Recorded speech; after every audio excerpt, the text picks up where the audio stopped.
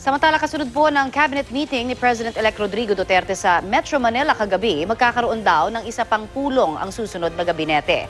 Mangyayari raw yan bago ang inaugurasyon ni Duterte sa June 30. Balitang hatid ni Tina Panganiban Perez.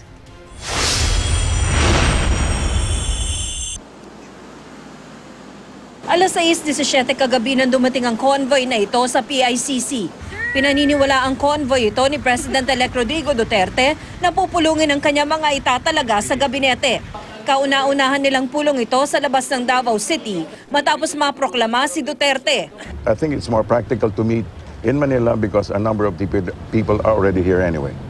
Kumpleto raw ang mga appointee, maliban na lang ang mga bumiyahe patungong Norway para sa preliminary peace talks at sa DENR na bakante pa. Light and very, how do you put it? It was very transparent with one another and very encouraging. And, you know, the president is very informal but direct to the point. Very optimistic.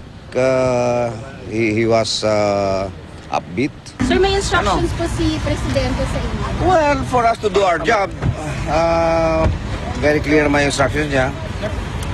Mataas ang expectations sa mga tao. Apat na itatalagang kalihim ang pinagulat daw ng susunod na Pangulo. Ang sa Department of Justice, Finance, Transportation and Communications at Agriculture. Inaprubahan daw ang balak ni incoming Agriculture Secretary Manny Piñol na bigyan ng tulong ang mga naapektuhan ng El Nino. First 3 months siguro magkakaroon kami ng mga Cash for Work program para sa mga farmers affected by the drought. Ganun din sa maglilinis sila ng mga irrigation canals, mag-dredge ng irrigation systems.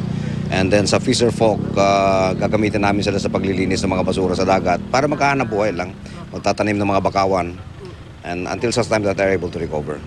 Magkakaroon daw ng isa pang Duterte cabinet meeting isang linggo bago ang inauguration ni Duterte sa June 30, pati na pulong sa Business Forum ng Davao City at PAGCOR. Wala ring itatalagang press secretary si Duterte.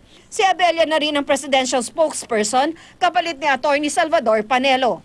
Mr. Panelo will be Chief Legal Counsel.